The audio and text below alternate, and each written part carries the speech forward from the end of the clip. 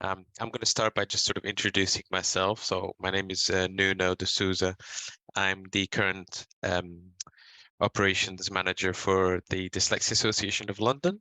I've been working with them for about a year now, and co-worker with the chair, Philippa James, who couldn't be with us today, but will be with us in mind and spirit. And yeah, so today's webinar guest is Eurydice Caldwell, and Eurydice has been an educator, teacher, and life coach for quite a number of years, and she's here today with us to share some of her dyslexic-friendly strategies, and that's why the title is Develop Your 4 Dyslexic-Friendly Superpowers. So just to give you a bit of context for the webinar, we'll be doing the Eurydice will take the presentation onwards for about 40 to 45 minutes, and then we'll have a little Q&A session at the end for those who were not aware. So like we said at the beginning, and for those who weren't here when we said it, just any questions, write them down, and we'll go through them at the end with Eurydice, and we'll try to answer all of the questions you might have. So I'll hand over the floor to you, Eurydice. Lovely. Shall we start the presentation straight away, and then I'll introduce myself? Yeah. I'm going to share my screen. So bear with me. So we need to from the beginning. Okay, lovely. So hello everybody, welcome to the 4 Dyslexic-Friendly Superpowers. This is based on a training that I've developed to share with people in the community. I live in West London, and it's our mission to help the whole of the borough of Hammersmith and Fulham become dyslexic friendly. So this training and this webinar is part of that mission. But of course, no matter where you are, this is for you too. So my name's Eurydice, but I shortcut that to Yuri because I'm a teacher and I teach lots of students with English as a second language. So it's EURY. So please feel free to put in the chat Yuri, or just ask the questions, it's fine, but that's who I am. I'm a dyslexic friendly educator, motivational speaker, and founder of Generate Dyslexic Friendly Training and Coaching. As an educator over the past 20 years, I recently fulfilled an English teacher qualification. So I'm now a fully qualified teacher, which surprises a lot of my students. They're like, how did you do it? It's been a hard slog, but these 4 dyslexic friendly superpowers really help. And as an elder, I'm really working to create this legacy. In 2007, I was given help to flip my dyslexic script, and thus my passion for leveling the playing field and others was ignited. So it's my passion to help people like myself, like my children who are also dyslexic. Although I've worked with over 700 people sharing dyslexic friendly practices, I still felt there was more that I could do. And I just wasn't quite fulfilling that mission that I had to use my dyslexic skills and talents and strengths to help people flip their dyslexic script. So reducing communication barriers so people like myself and Benjamin Zephaniah, the writer and poet, are able to express themselves both personally and creatively and professionally, increasing attainment and socio-economic mobility, which is really our thrust. We want people to achieve and thrive. Since July 2022, Generate Dyslexic Friendly Training has helped over 50 people and their teams to employ the 4 dyslexic friendly powers, helping mitigate the challenges and harness dyslexic strengths and talents, including getting published, achieving their degree, getting hired, reducing workload stress, avoiding burnout, increasing both attainment and productivity. So that's a bit about me. So my story really begins and ends with school. So at school when I was 6, it was really tough. I was kept in at playtime. to rewrite work with a dictionary I didn't really understand how to use. But I was so determined as a child to get out to play with my friends. Something happened and I was able to get out to play. But that meant an uphill struggle continued throughout my education until I really learned these practical skills. And so when I took this course and it taught me how to use these skills, I promised that I was going to share these skills with everybody and anybody who would listen. And I have bored some people to tears, but it's culminated in creating this training. And so then in 2007, 2013, Generate was born. So Generate is the dyslexic friendly social enterprise project that I'm bringing to you today as part of this training. So we enable dyslexic professionals, teams and students' achievement. And we continue to do that both through training and through coaching. So now it's my invitation to you. Let's innovate, activate and motivate dyslexic-friendly practices and approaches. And this is based on a growth mindset, leveling the playing field and a strength-based approach. What's in it for you? So this can help you increase your potential, attainment and engagement, inclusion, productivity, and if you're a business person, revenue. Why? Because it can help you reach the 1 in 5 dyslexic people like me within your marketing, business, training and classroom. So regardless of whether you're here as a person with dyslexia or you know somebody, which you definitely will, because 1 in 5 of us are dyslexic, so it can help them too. So, what do you know who do you know that's dyslexic? What are the dyslexic strengths and what are the dyslexic challenges? So we're going to talk a little bit about that. So the term dyslexia was translated from Greek and it means hard, bad and difficult by this guy called Rudolf Berlin. And now that's definitely how I feel. That's how I felt for a long, long time. But as I said, this flipping the script has really, really helped. So people like Theo, who's an entrepreneur, for me, dyslexia was an advantage, as painful as it was. So he's really using his strengths. And then there's Maggie Aderin Pocock. She's a space scientist. As a child growing up, I wanted to reach for the stars because my dyslexia, my reading and writing weren't very good at all. So dyslexia is one of those things. It's an invisible disability, and it's dyslexia crosses racial, ethnic and socioeconomic barriers. It affects everybody. Dyslexias are meeting the challenges the future presents with solutions. And if anybody knows the Virgin guy, he is so proactive, Richard Branson. He really is, and understands that we are really the future. And there's a huge thing on LinkedIn now, dyslexic thinking. So these things are changing, even if they're not changing quickly enough. And I'm really passionate about being part of that change. So yeah, dyslexia is an invisible disability, but we're making powerful change. So no matter what your difference is and how you learn, you are powerful and can flip your script. So which of the one in 5 people you know, love and work with are dyslexic? It's invisible, so it's hard to know. And it's estimated that 95% of dyslexic people don't even know they are.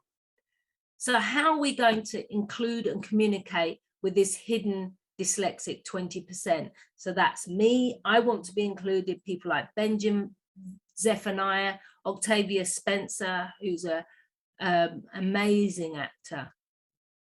So here are some of the other people that you might want on your team, in your classroom, to empower. So people like Idris Elba, Whoopi Goldberg, Joy Kendi, she's an amazing designer, Muhammad Ali, who's a boxer. I like doing a bit of kickboxing, so he's one of my favorites. So this is about employing and engaging with and harnessing dyslexic clients, customers, teams, students' strengths, but yourself, if you're the dyslexic person, whether you know it or not, it's really about empowering yourself and your strengths and understanding what these are. You could create the next dyslexic friendly powerhouse. And in fact, a lot of my friends are dyslexic. So here are some of the strengths that dyslexics have. Maybe you knew about these strengths, maybe you didn't know, but have a think about if these are relevant to you. And I definitely see some of these things in myself. So there's critical, divergent, and lateral and creative thinking. So we think very differently. Some people call this blue sky thinking or out of the box thinking. As you can hear from today, oral and auditory skills. So I also have a co-occurrence of ADHD.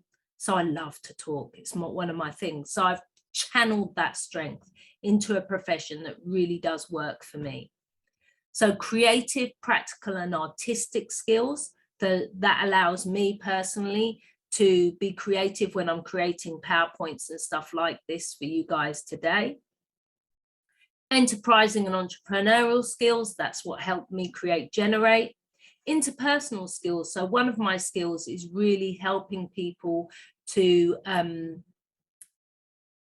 so interpersonal skills is where I'm connecting with other people, basically. Nuna, I'm just going to hand over to you for a second because I've got to plug my laptop in, being a first-time person. Sorry. No. Yeah, no problem. Yeah, we'll give you a second to plug your laptop in. Yeah. There's always something you forget. I'll say good for you for noticing that before you left us unprompted. My started going dull and I was like, oh, I forgot to plug the laptop in. Okay, so also there's problem solving and mitigation skills.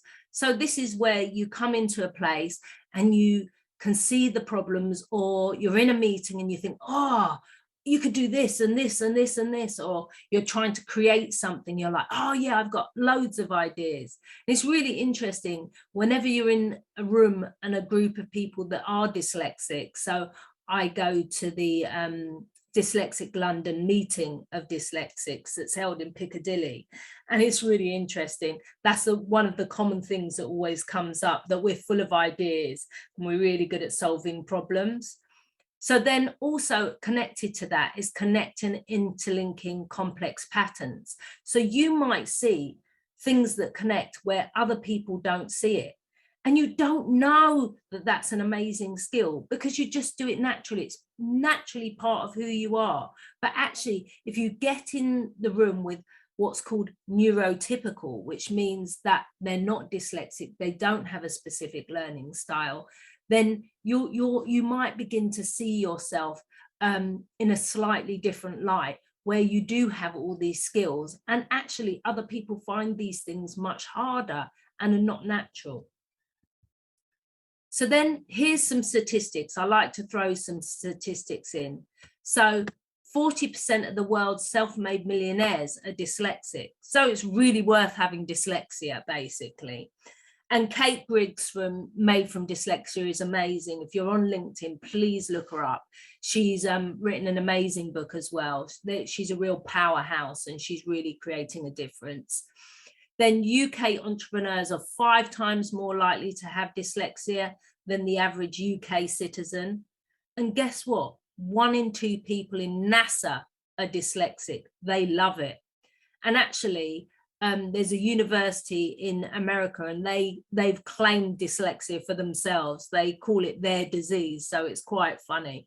They love it. And they really, if you show up for an interview and you say you're dyslexic, they're much more likely to take you on because they know what strengths you have.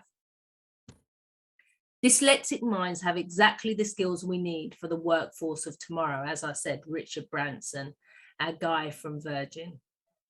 So the 4 dyslexic friendly powers help bridge the gap by creating dyslexic friendly ways of working. Don't try harder, work smarter, because if you're like me, I have had to work up to 10 times harder than my colleagues, than my peers. And so this is about learning to work a little bit smarter to just mitigate that pressure and stress. So let's go through it.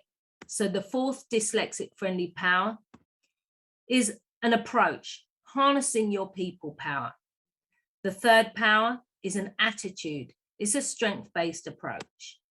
The second power is capitalizing on your resources. And this is about creating accessible type and content.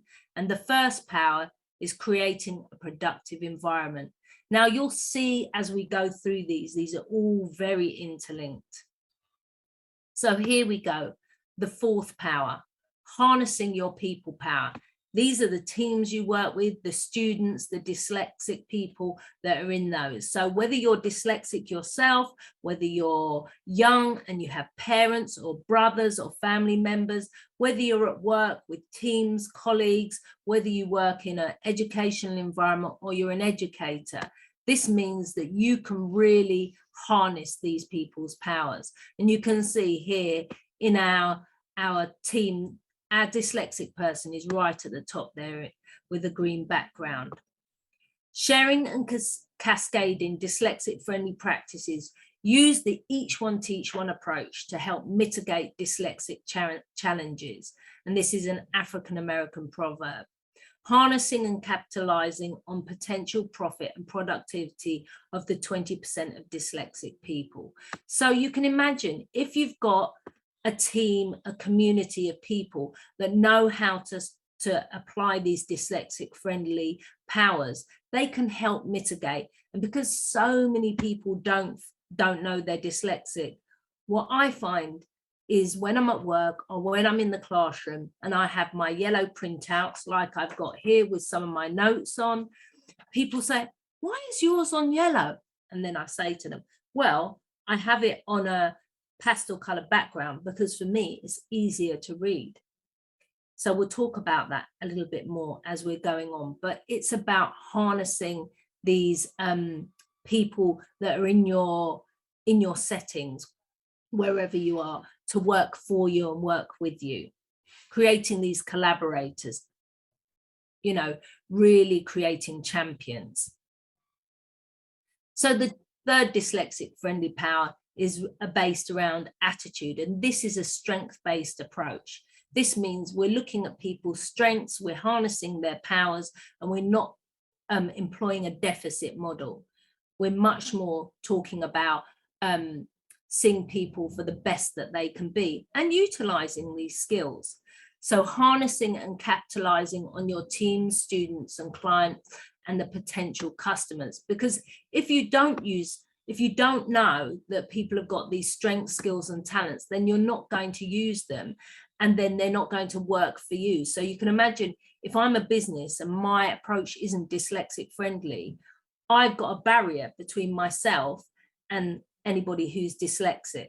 So they're not going to be able to connect with me. And especially in the classroom as a teacher, I find this hugely, that those teachers that are not employing dyslexic friendly approaches mean they're not getting the best out of their students. So their students aren't engaging, maybe they're not using their critical thinking, they're not talking out and using their oral skills, their interpersonal skills and making those connections. So it's really, really important. So this is also about having a growth mindset, and this is coined by somebody called Carol Dweck. And as a teacher, I think this is really, really important. And this is about bringing out your team, such as in the classroom. So if I make a mistake, rather than criticizing me, I'm going to help scaffold the learning around that mistake. And so this is saying, oh, okay, so you spelt that wrong. What techniques can I help you with to help you spell that right? But also, wow, where are your strengths? And let's really build on those. So then we have the second dyslexic friendly power. This is capitalizing on your resources. This is really, really practical stuff now that we're getting into. We're talking about how you create documents, how you write emails, how you ask for the documents, that you have to read, how you read books. And this absolutely revolutionized my life. So first of all, we've got our first one. We want to make it readable instead of unreadable. Larger and sans serif fonts. So I've got some examples here for you. That's Calibri, Verdana, and Arial. And in fact, now there are actually dyslexic fonts available. So you might want to look that up online. They're amazing. They don't particularly work for me, but for my daughter, she has downloaded this dyslexic friendly font and uses it, and it's bottom heavy and she really loves it. So it really works for her. The thing that worked most for me is pastel color backgrounds. So everything I do, bar emails, is on a pastel color background, hence the color of this presentation today. It's really important, and it takes away this contrast from black on white, which creates lots of blurring for me, lots of movement of text. It means I have to read over and I have to focus even harder than usual. And then, of course, I'm a visual learner as a dyslexic, lots of dyslexic visual learners. So the use of images, icons, graphs really, really help. And also I would suggest if you're in education or you're in meetings and you have to take notes, you create a little, if you've ever heard of bullet journaling, it's very much like that. So you create a little set of these icons that work for you. So you don't have to write lots of words. So for instance, mine are a light bulb. And then the reason I've got an eye there is because I use that a lot. This is things I need to look at later. A light bulb is for ideas. A smiley face is things are good. And maybe things I don't think are so good, I'll put a downturned face, things like that. So I have a little group of icons like this that really help me when I'm note taking. So let's go on. So our first power, creating a productive environment. So this is by far the biggest game changer. So as you can see, I've gone from 3 all the way to 1. This is the biggest game changer though. So my biggest game changer is over on the right hand side, and that's the daylight light bulb. So I'm going to go from right to left. I know that's not great for dyslexics because I have to look at my hand even to tell you whether we're going right to left. So the blue one, daylight light bulbs. Now, if you can see my screen, I have this very bright light. This is my daylight light bulb screen that I have on all the time. So this makes reading accessible for me. So I went from reading 2 books to 14 books in a year. This made a profound difference. I couldn't quite believe it. And the weird thing is it also helped my hair to grow. Scientific reality. I'm not quite sure why, but I'm not a scientist. But yeah, now I have really long hair to go with my daylight light bulb and my more accessible text. So on top of making your backgrounds pastel colored, this takes off the pressure of your eyes. If you can see, I've got blue tinted glasses. This also helps me read.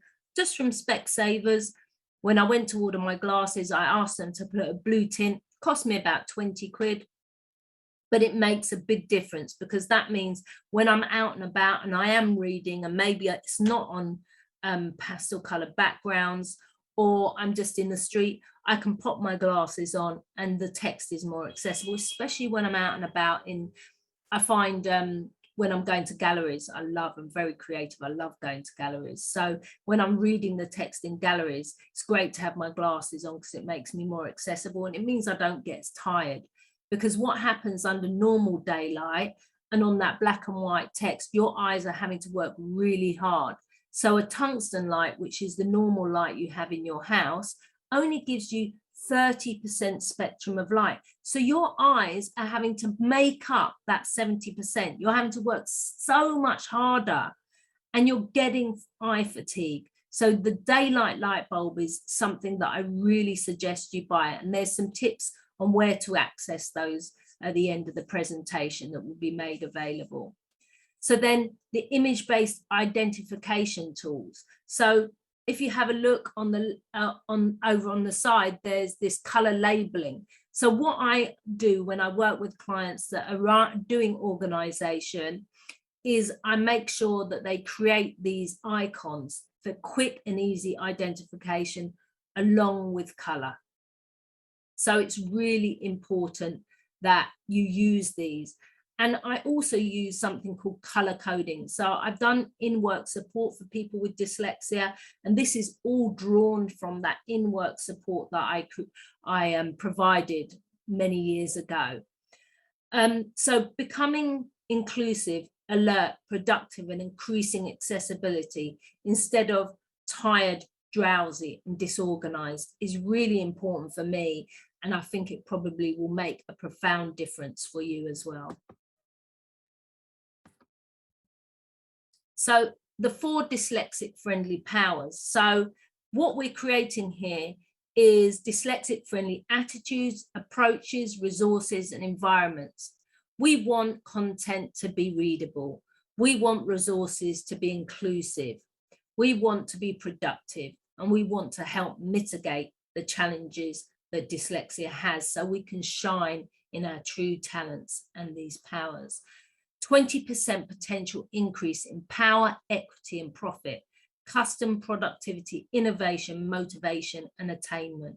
So that's why I was able to become a fully qualified teacher. I had to write a big portfolio of work that was reflective practice on all the years I've been teaching, but I was able to do it with the support of this. It's not that it's not still challenging, of course it is, but it's not impossible. And that's what I felt previously. So here we are, the impacts of becoming dyslexic friendly. Discover and harness and attract and engage. These are the things that you do when you become dyslexic friendly. You're increasing your awareness, you're increasing your knowledge, you're able to harness people's skills, you'll be able to attract our amazing talents into your teams, and you'll be able to, as a dyslexic person, really showcase these amazing hidden talents that have been hidden for far too long. So maybe you're looking for more audience members, more customers, more clients, talents, students, teams. Let us shine, employ us, because we're absolutely amazing and we're just so passionate often. So by employing inclusive, dyslexic friendly and accessible content and marketing and strength-based approach, we get more profit, more power, more productivity, more equity, and that's what we're looking for. So I've got some do's and don'ts for you, some things that you can share with other people.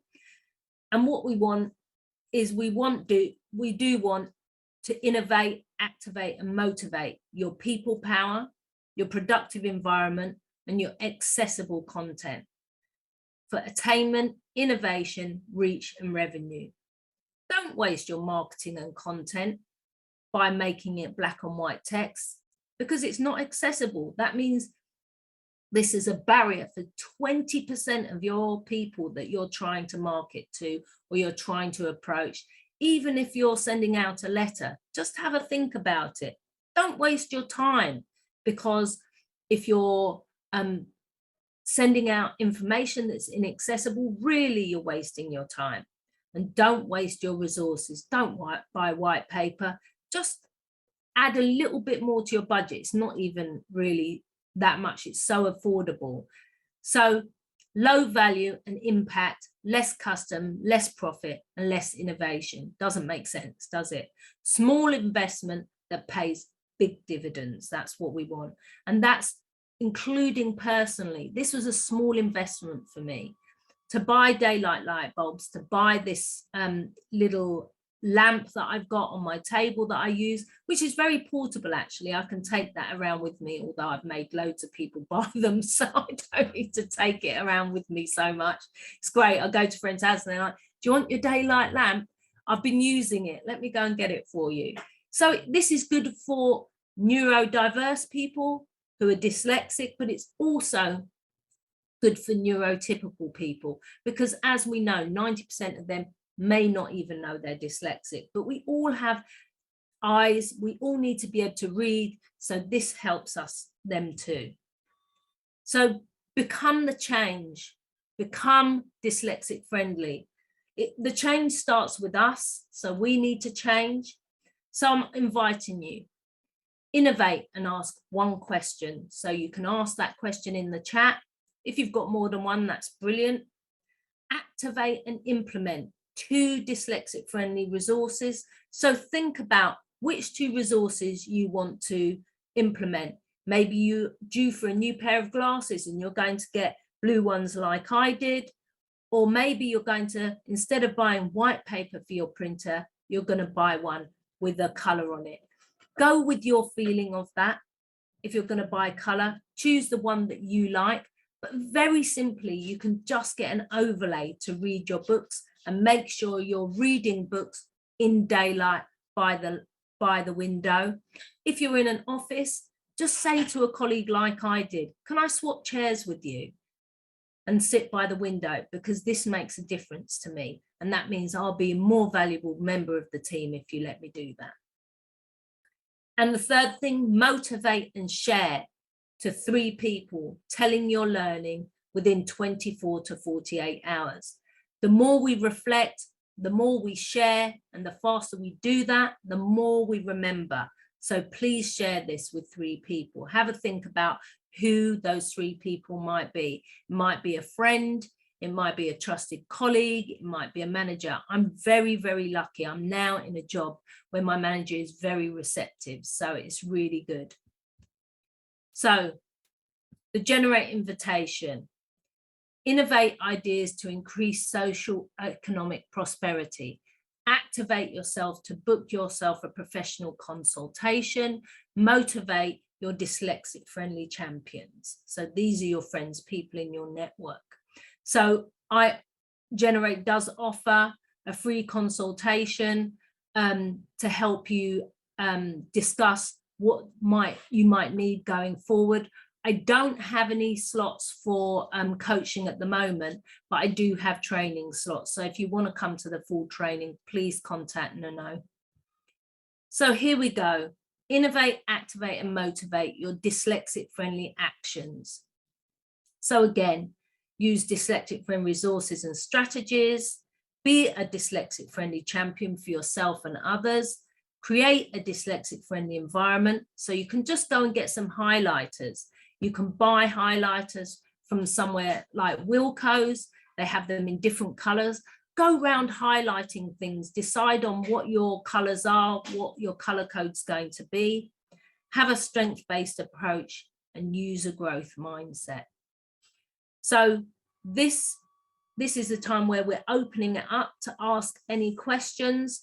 This is the QR code. So if you're on LinkedIn, you can scan that now and you can link with me on LinkedIn, and I'll send you some more information if you like, but really Nuno is the one to contact. So you can see my email and my Facebook and my hashtag are on the page.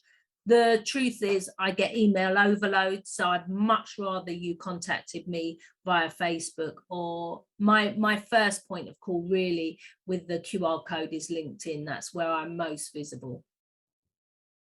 Thank you so much for listening, and I really hope you had some take homes and that was helpful.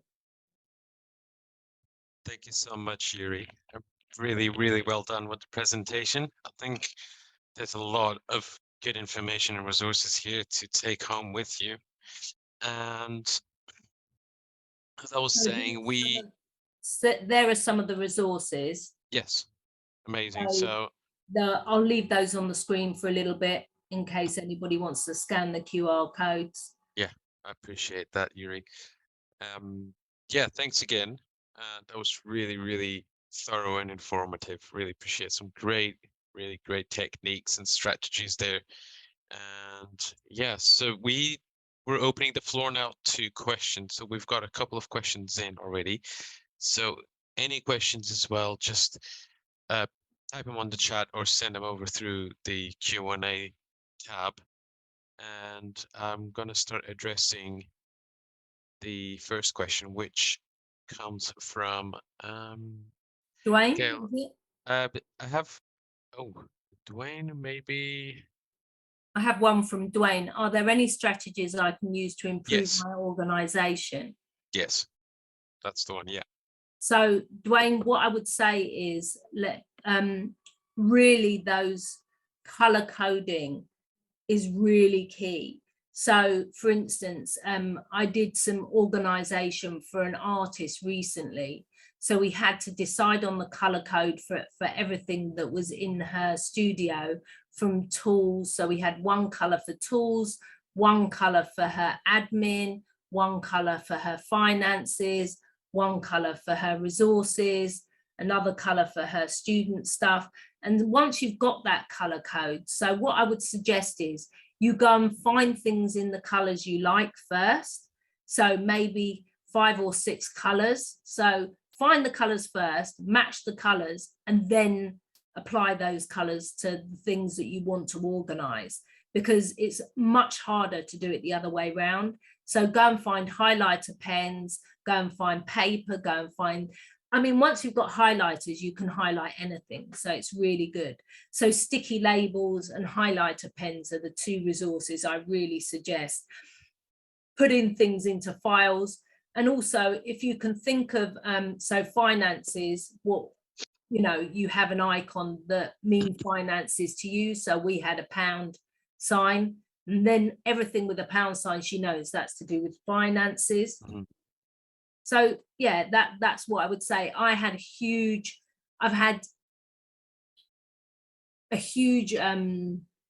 kind of lifelong process of becoming organized, and now it's really nice because wherever I go, people are like, oh my goodness, you're so organized.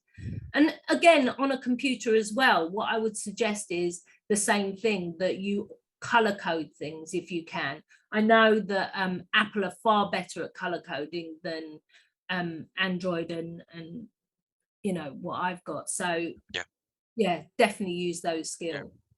Color coding is very, very powerful. It's very powerful. Yeah. And do you have any recommendations for any? Because I also hear a lot of people mentioning like mind maps.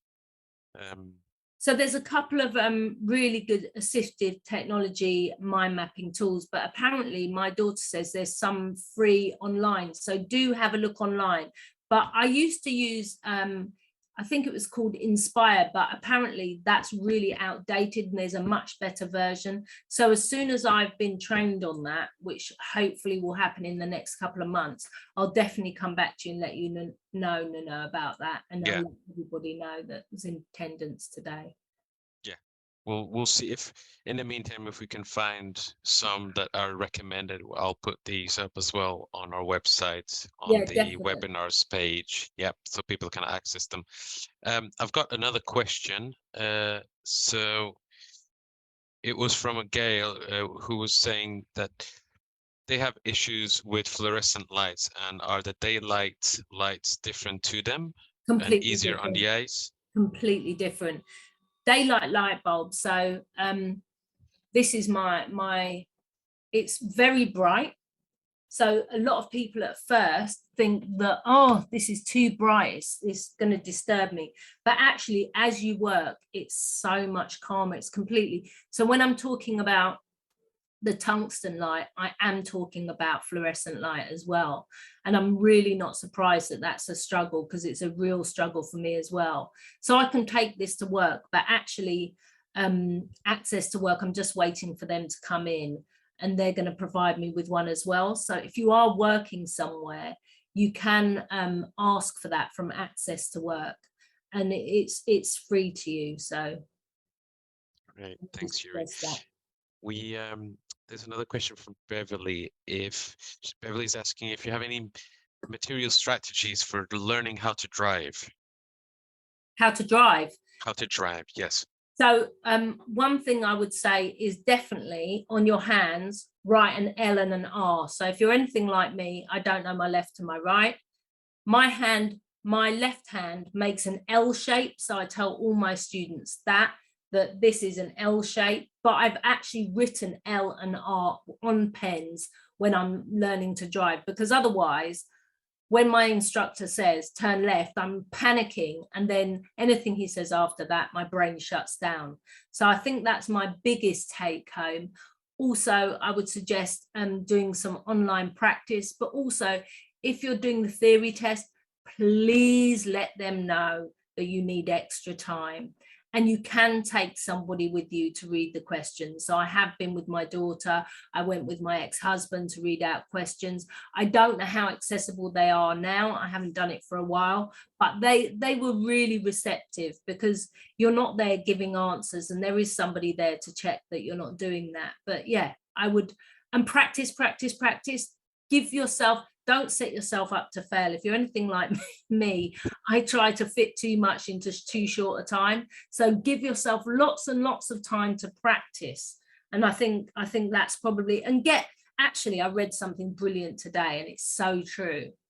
Get somebody involved, get a friend involved, get somebody who already knows how to drive, get them, help them, practice in the car, but also practice the theory with a friend, somebody who knows the answers or willing to have fun with you, So also writing the answers down, I find helps. So note taking has been huge for me. Often I never use the notes, but note taking is huge. So if you create some cards, that might be really helpful for you. Thanks a lot, Yuri. One more question. I think we're just going back to the daylight bulbs. Is Jazz Finner ask, where can you get daylight bulbs for the desk? So Wilkinson's can do daylight bulbs, and you'd have to buy a lamp to put that in.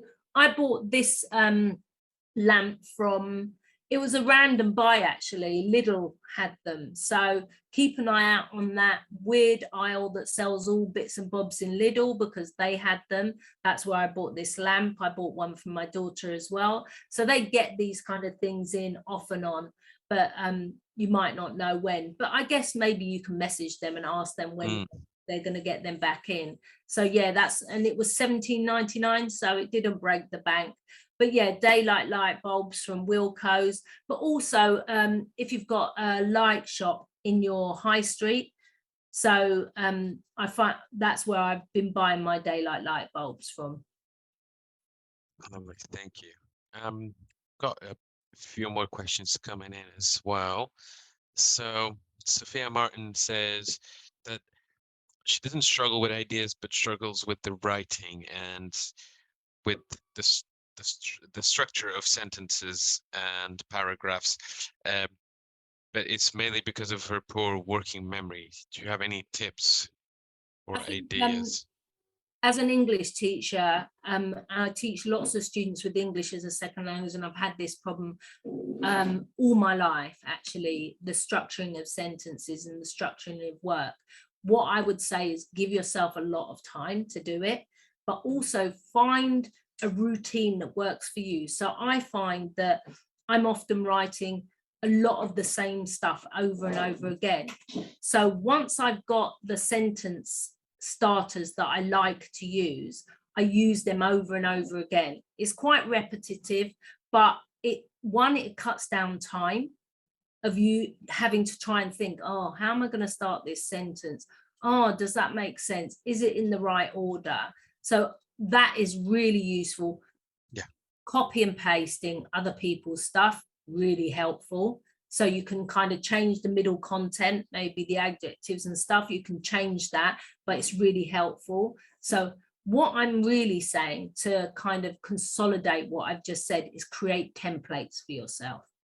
So if you're having to write history, create templates for how you're going to start paragraphs, how you're going to end paragraphs, how you're going to summarize in the conclusion, how you're going to write the introduction. It really, really does make a difference. I've worked with quite a lot of coaching clients. One of my coaching clients I've worked with, we were talking about the other day, I think we've been working with each other 14 years now, as she's gone from sort of a very basic childcare assistant all the way through to degree. And she's able to do that degree because now she can structure her work. And it is practice as well.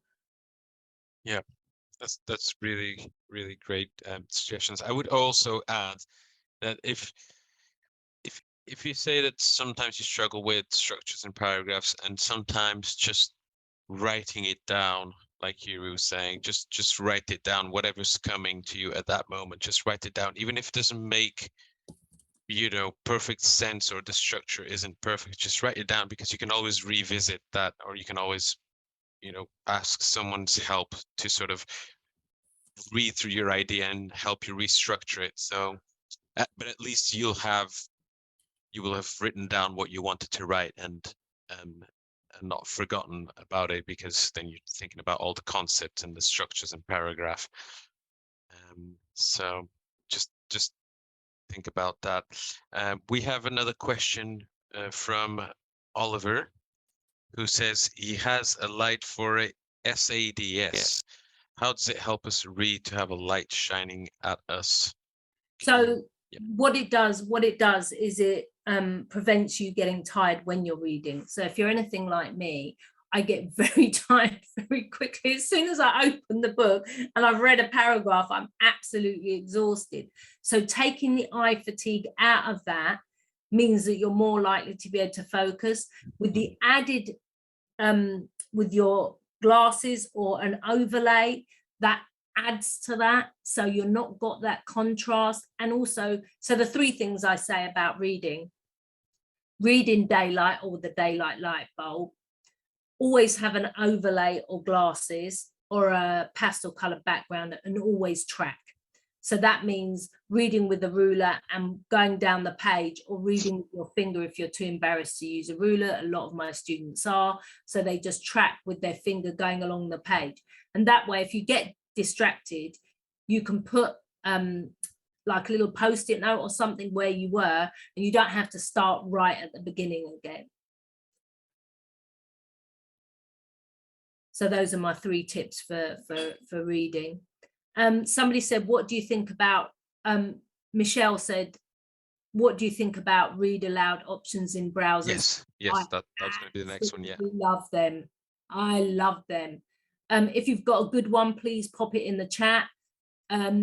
It's revolutionary. It changes my life. I also use that in Microsoft Word. There's a speak option in Microsoft Word, like proofreading. In fact, I should share a little handout with you, Nuno. I'll email that to you, and you can share that with people. It's a brilliant little handout, just how to activate that in Microsoft Word. So I'm always copying and pasting emails into Word. It doesn't work on Word Online, unfortunately. And I know we're really online at the moment, but I have a downloaded Word version of Microsoft, because it, you know, I need it. It's life accessible for me. So no, Microsoft is definitely doing wonders when it comes to accessibility. We had a previous webinar in January was about assistive technology with Miles Pillings, and he couldn't stress enough how good Microsoft tools were getting. And so there's more that I can't remember, but we've got that webinar in his slides as well on our website, and there's more about assistive technology if you're interested there. And I think I'll look that up as well. And it's definitely worth it, because it's just about finding out the best tools out there and which ones work the best for you as an individual, because we're all different. And so we've just.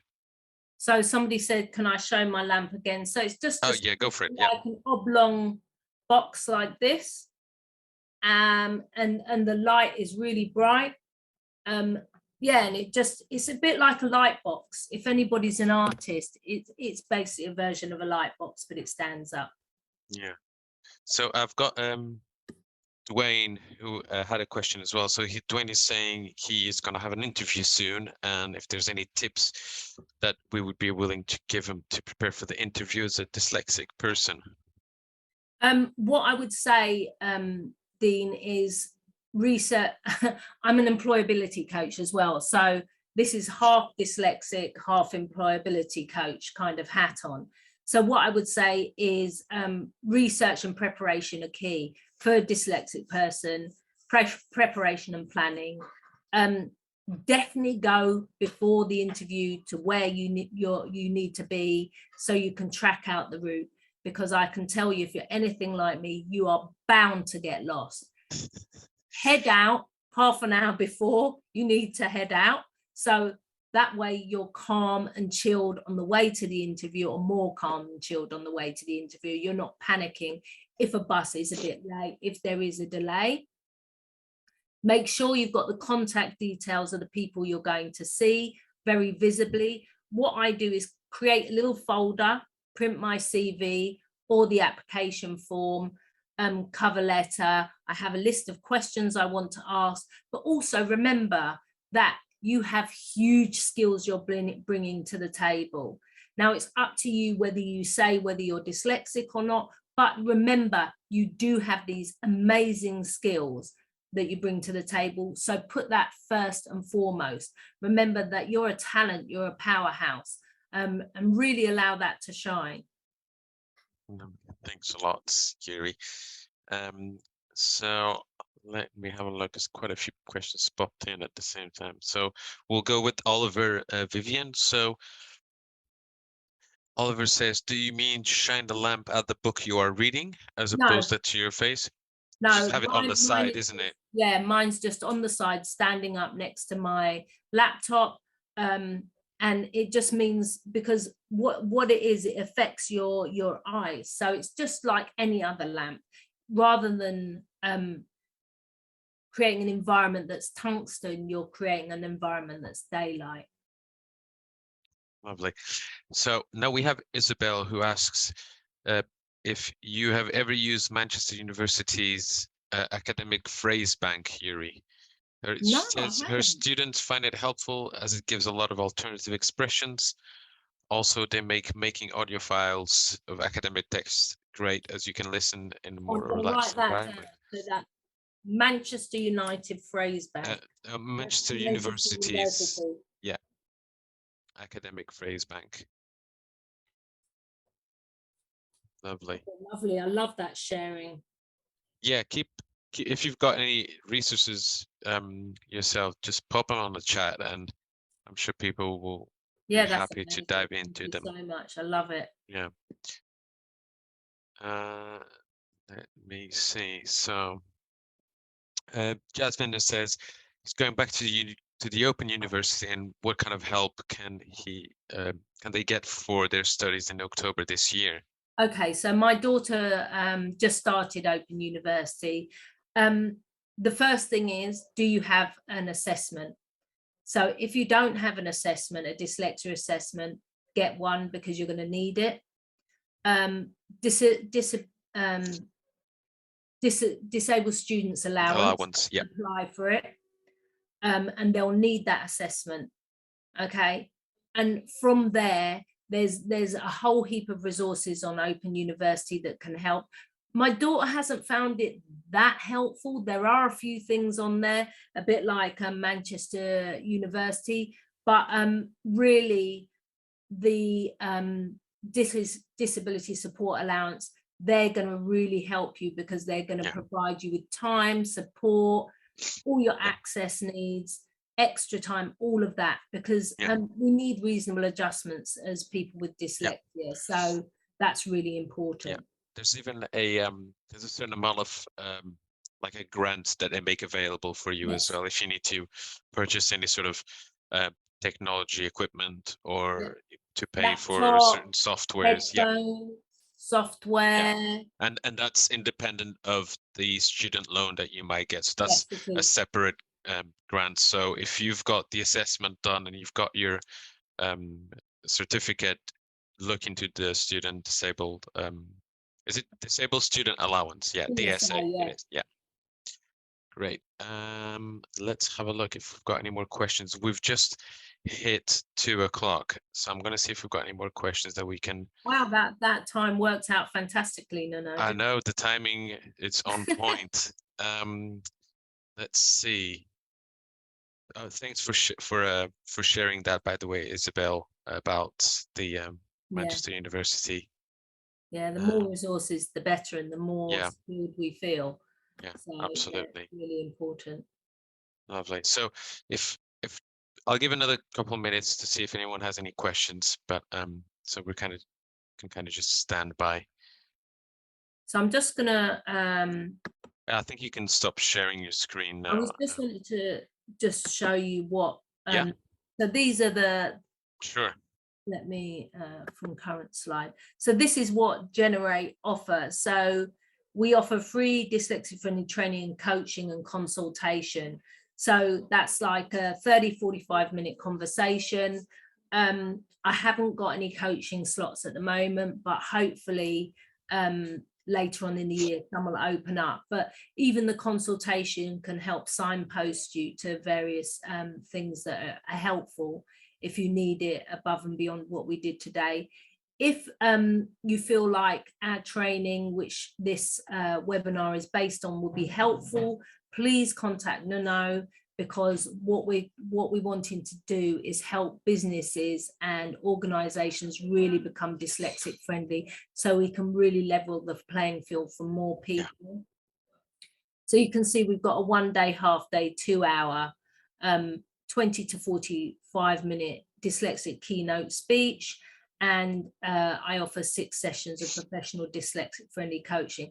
But as I said, the thing is when you get involved with somebody who's dyslexic and they're really progressing, what they find is they're embedding those strategies going on and on and on. So a lot of my clients are long running. So every now and again I do get an availability. So hopefully what are we now, March, April, May, June, there should be a 6-week slot, a couple of 6-week slots available. Yeah, amazing. Thank you again, Isabel. Yeah, so I think we can now bring the webinar to a close. So thank you everybody for coming and joining us today. And yeah, just a reminder, we're going to have the recording available on our website.